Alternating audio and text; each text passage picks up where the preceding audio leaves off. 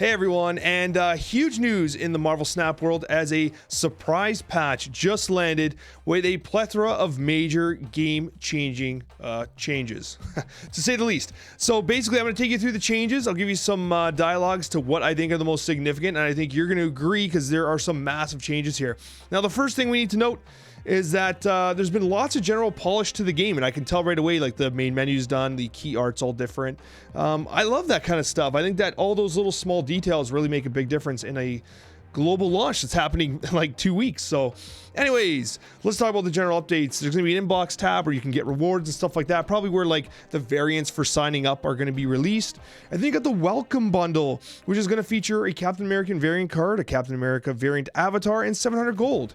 Can only purchase once. So let's actually take a look at that wonderful welcome bundle, and there it is right there. We got ourselves a welcome bundle for $3.89. I actually am not sure if that's Canadian or if that's in United States currency. I'm not sure because I don't know, I'm Canadian, so sometimes, like, depending on it should convert it for me, so it might be cheaper for you. It might be more expensive if you're from the SEA region, like if you're in Southeast Asia. But anyways, apparently you get 8 times the value. You get a variant, which looks pretty nice. You get a pretty cool avatar that actually doesn't look terrible. Most of the avatars look terrible. And you get 700 gold, which is pretty decent. It's enough for getting some free rerolls in the shop. For the amount of money you pay, it's not bad. Like $3.89 for 700 gold is pretty good. If you scroll down, you'll note that 700 gold is $13. So it gets kind of expensive. So yeah, there's some value there. And this is a good game, right? I think collecting the art and stuff like that is worth it regardless, because you'll always have something exciting to buy and pick up. So it's really good to see that there is something worth buying at the launch. So let's talk about the nitty-gritty of the patch notes. So first of all, default FPS is 30. So basically, they're just trying to make it so that people's phones last longer on battery life. If you want to change it to 60, you can, obviously. So variant reward system, we talked about this in the prior patch video. So essentially now the variant system is now live. So there's going to be daily offers where the variants can cost 700 gold, and they are considered the rare variants. And for very expensive 1200 gold, which is like an obscene amount of money in my opinion, it's like way too much money. I don't think I'm going to buy one of those.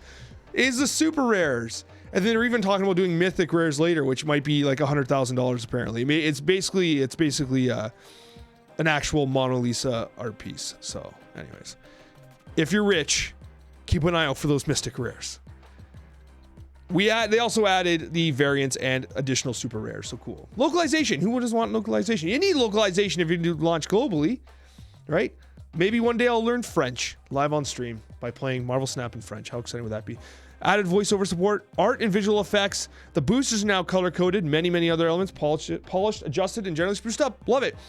Here's the big thing, the balance updates. This is what you're here for, folks. You want to hear the balance updates. I'm actually clapping right now, but I should hit this button because I'm actually super sad about what happened to Bishop. I've made multiple Bishop videos about how Bishop is probably the best 3-drop in the game. It seems as though I'm right. Bishop is no longer the best 3-drop in the game. It's only a 1 power drop, but it's significant enough that on 3 playing a 1 feels terrible. Yes, he ramps a bit, but what do you reliably get him to? 3.6, right?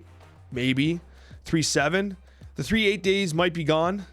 Zoo decks aren't all that popular right now, so Bishop might be really hurting. And they're saying basically like Bishop was being played in so many variety of decks, like he was too strong. You got to nerf him a bit to open up the design space for other cards and other archetypes. And I totally understand that, but it's hard to see Bishop get done dirty like this. And then Magik remains a 5/3, but you cannot play Magik on turn 6. So you can only play Magik on turn 5 or 4 if you Sarah somehow. But anyways, you can only play Magik prior to turn 6. And it's simply because, like, you think about how impactful playing Magik on turn 6 was. Like, they have their major combo. They play their Destroyer on turn 6.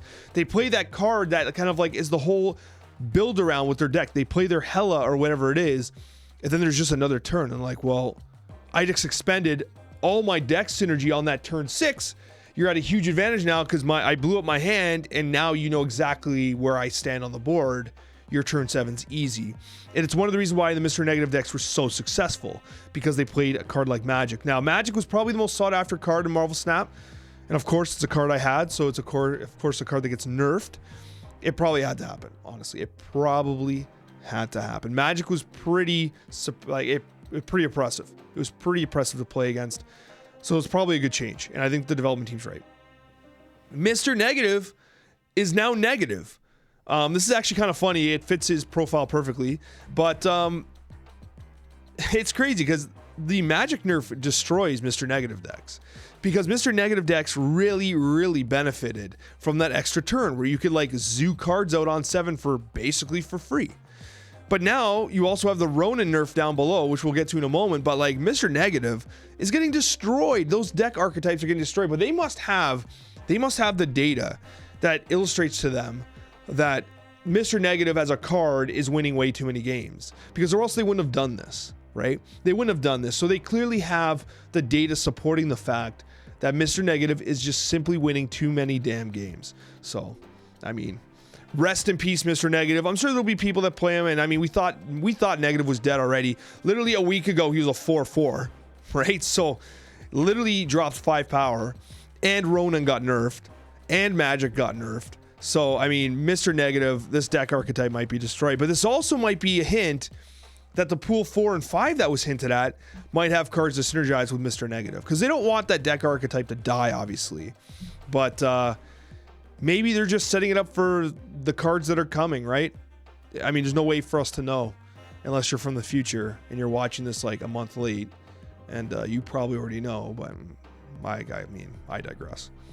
Nakia, a 3/1 on reveal, give 2 leftmost cards in your hand 2+ power. She still sucks. Still garbage. This went from give 2+2 to everyone in your hand, so the big hand type deck archetypes worked perfectly, to now just the leftmost cards.